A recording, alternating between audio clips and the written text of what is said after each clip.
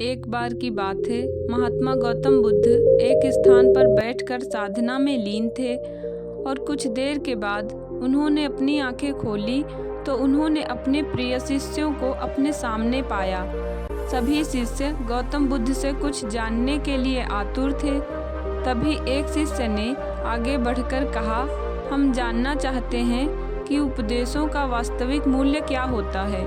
शिष्यों को संबोधित करते हुए महात्मा गौतम बुद्ध बोले कि यह तो आवश्यक नहीं कि कोई भी साधु संत पूर्ण व्याख्या करके ही उपदेश दे, बल्कि वह किसी भी कार्य अथवा इशारे द्वारा भी उपदेश का महत्व समझा सकता है। और इसी विषय में तुम्हें एक कहानी सुनाता हूँ, ध्यान से सुनो। एक नगर में एक सेठ रहता था।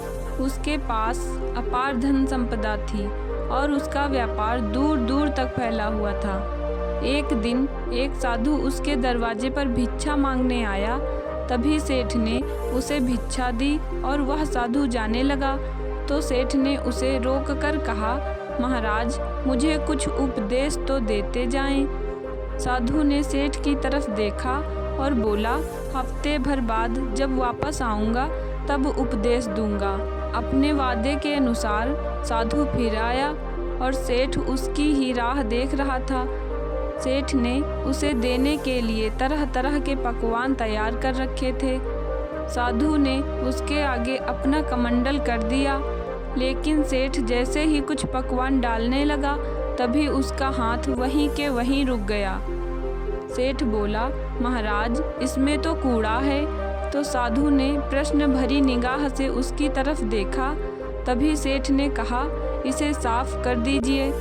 साधु ने उसे साफ कर दिया। सेठ ने उसमें खाने की चीज़ें डाल दी। जब भिक्षा लेकर साधु जाने लगा तब सेठ ने कहा, महाराज, आप तो जा रहे हैं और क्या आप भूल गए, आज आपने मुझे उपदेश देने का वचन दिया था। साधु बोला, क्या तुम्हें उपदेश नहीं मिला? तो सुनो, मेरे कमंडल में कूड़ा था। जब तुमने उसमें खाने की चीज़ें नहीं डाली बल्कि तुमने उसे साफ करवा लिया। इसी तरह तुम्हारे अंदर काम, क्रोध, लोभ और मोह आदि न जाने कितनी बुराइयां भरी पड़ी हैं। पहले उन्हें साफ करो, तब तुम कुछ पा सकोगे। सेठ को साधु के उपदेश का महत्व समझ आया और उसने उसे अपने जीवन में ढालने का निर्णय लिया।